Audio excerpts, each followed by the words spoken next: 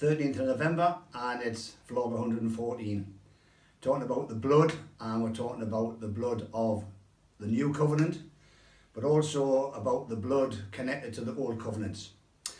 I remind you that our greatest enemy is not the devil or his demons or the Ephesians 6:12 government that he has not raised on this planet.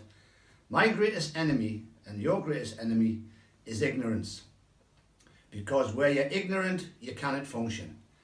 Doesn't matter what's going on, if you're ignorant about a subject or a circumstance or a situation, then the enemy can use that, because ignorance is darkness. I do not want to be in ignorance. I don't want to be in darkness. I don't want to have what sometimes I call a blind side. If you drive a car, and if you're a driver, sometimes on your mirror, on your right hand mirror here, you can have a blind side. We don't want blind sides. The Holy Spirit doesn't want us to have blind sides. Jesus didn't go to the cross and shed his blood for us so that we have a blind side. We need to have all-round vision. Spirit of revelation is the Holy Spirit, and he is here to give us all-round vision. He doesn't want us confused. He doesn't want us ambushed. He doesn't want us ignorant. He doesn't want us in darkness. He wants us to know what our privileges are and our rights are. And as sons and daughters of God, because we don't know really the depths of the protection and the depths of the prosperity and the success and the increase and the dominion that comes with the blood covenants, then we are in ignorance. Father, I pray in the name of Jesus that you'll grant us your spirit of wisdom and revelation so that we may know you in a greater and deeper, more revelatory and experiential way, and know the blood of the covenant. Jesus is our guarantee of the new blood covenant, and because we have faith in Christ, that means we are the seed of Abraham. And because we are the seed of Abraham, according to Galatians, we are partakers of his blessings. And he was only blessed because he was in covenant with God. And Abraham didn't go looking for God to make a covenant.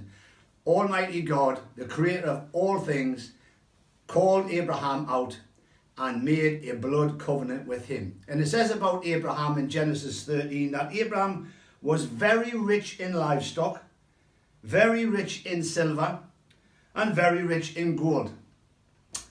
That sounds like a good covenant to me.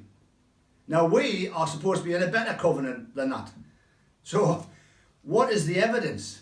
Well, there isn't really much evidence that we are in a type of covenant that's greater than the one Abraham was in. Because God's people, it seemed to me, God's people just don't want this.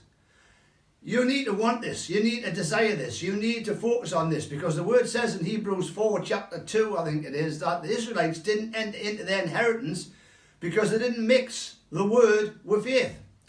You have a blood covenant with the creator of all things, past, present and future, and that covenant's main foundations are two things: protection and prosperity.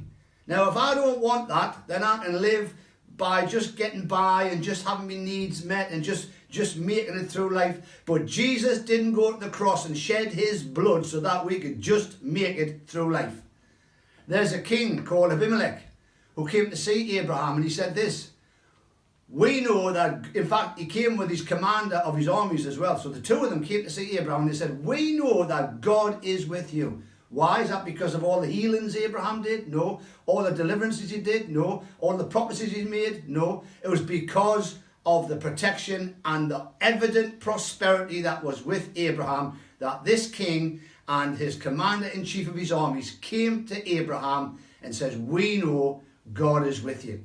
And he, Abimelech, made a covenant with Abraham because he could see the evidence that Abraham's God was a God of protection and ongoing increasing success, prosperity and dominion. And he didn't want Abraham as an enemy. The blood covenant that we have is a covenant of protection. It is a covenant of prosperity. It's a blood covenant of success. It's a blood covenant of dominion.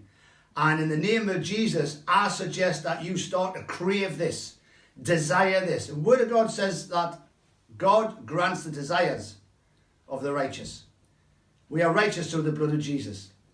If If you don't desire it, you won't get it. I desire this because Jesus bled on the cross for me to get this. He shed his blood for me to get this.